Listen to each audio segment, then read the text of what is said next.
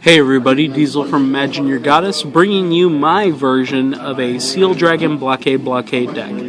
Now, I know that Shade just recently put up a Blockade build that was completely Seal Dragon, and it's a decent deck. It's got its problems, but it's also got some advantages, like you will always get off your abilities with Seal Dragons.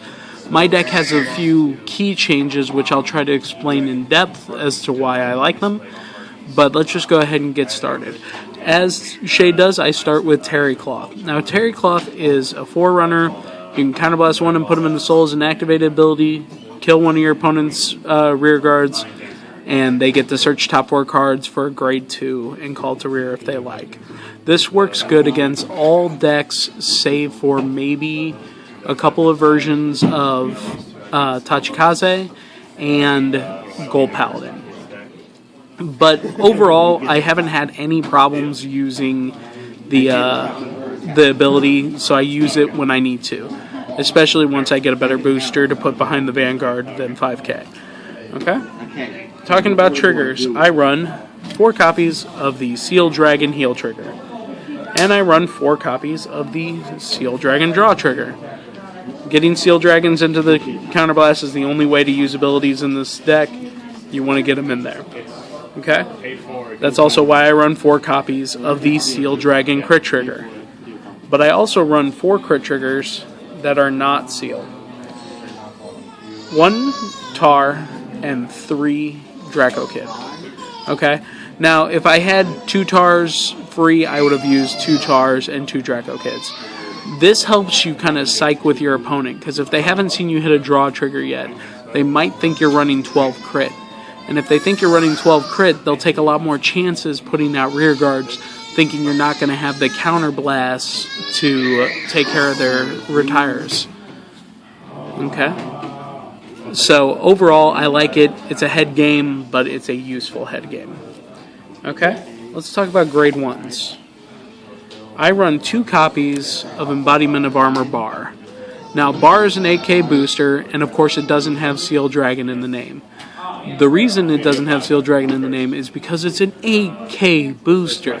It is so useful, especially against a cross-ridden blockade where you're swinging for 21. Very, very necessary. And I think that running 2 doesn't put you at too much of a disadvantage when it comes to Seal Dragons. Altogether, that makes 6 cards that are not Seal Dragons in the deck. What's the likelihood that you're not going to be able to get off your Seal Dragon effects? Think about it. Okay? Then I run 4 copies of the 10k Attacker for Seal Dragons. Again, unless you're riding Bar and stuck there, it's not going to hurt you too bad. Okay? Then I run 4 copies of Seal Dragon Kersey.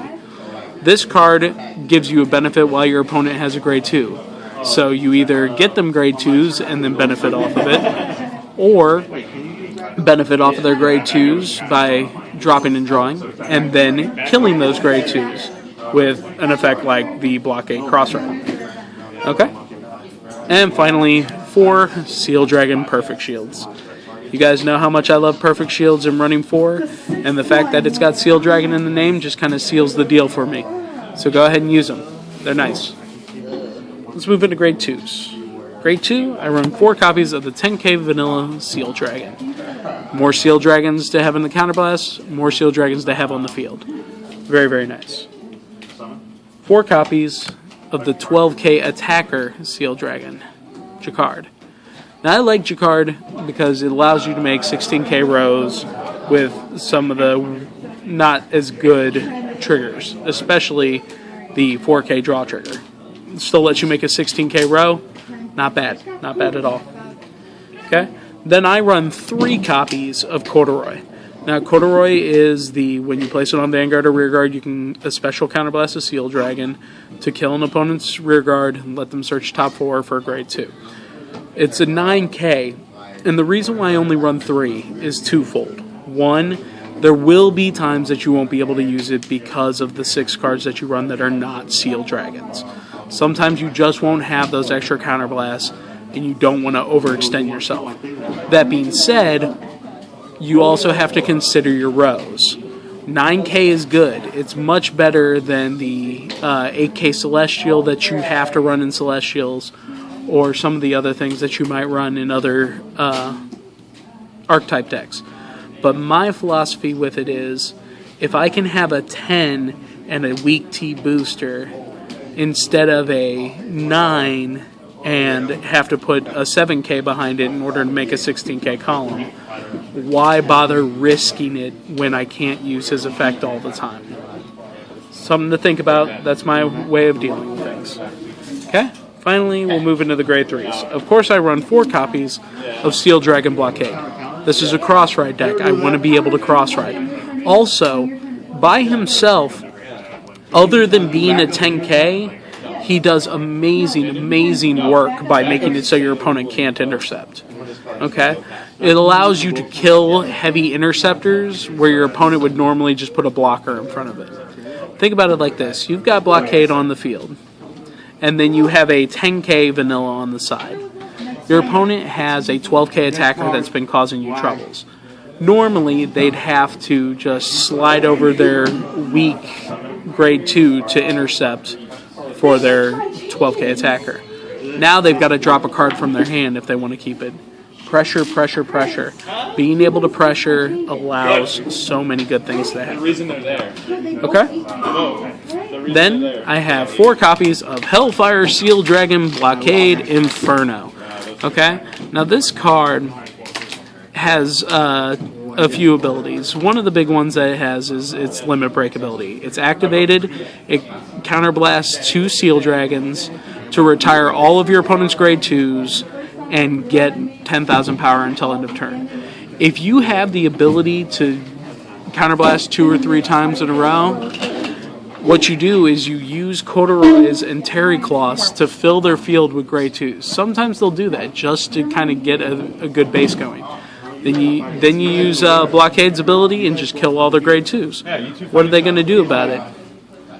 Also, it gives you plus 10k, and you don't have to kill any rear guards in order to get the plus 10k. So if you think it's going to be a final turn situation, you might as well go ahead and use it to add the damage going. Okay? Then, of course, it's a cross ride. If you have Blockade in your soul, it gets plus 2 all the time. I like having 13k Vanguards. For me personally, having a 13k means so much less defense from hand. And in a Kagero build with only 4 draw triggers, having hand advantage is hard to come by. So go ahead and use this ability when you can. When you can cross ride, do it. It's worth it. Okay? It also works well as an 11k on the rear guard or as the Vanguard, just to do a little bit of extra damage. But me personally, I always try to cross-ride it. It makes it so that bar helps it swing for 21, 31 if you've used his ability. God forbid you use his ability twice in one turn just to add insult to injury. But it's whatever happens with you. Now this deck has met with some success and some troubles. But most of the troubles it has follows the same troubles that every Kagero deck would have, not running as many draw triggers as it should. Usually it's a lack of hand advantage in the end that would cause me problems in a battle. Also, if my opponent gets too lucky on grade 2 effects, sometimes I'll kill a booster only to have them replace it with a 12k attacker. And your opponent can call those grade 2s anywhere. But a lot of times they'll put it in the front out of sheer force of habit. That gives you a chance to destroy the rear guard and for good their ability to have extra attackers. Okay? But I would be curious as to see what you guys think. I hope you guys like, comment, and subscribe. Make sure to let me know what kind of changes you might make. But please don't tell me that my deck needs to be more like Shade's deck, because we have already discussed the pros and cons between the two of us, and maybe sometime we'll show you a game between those two decks just to give you an idea of how each one works individually. I hope you guys enjoyed it. Have a nice day.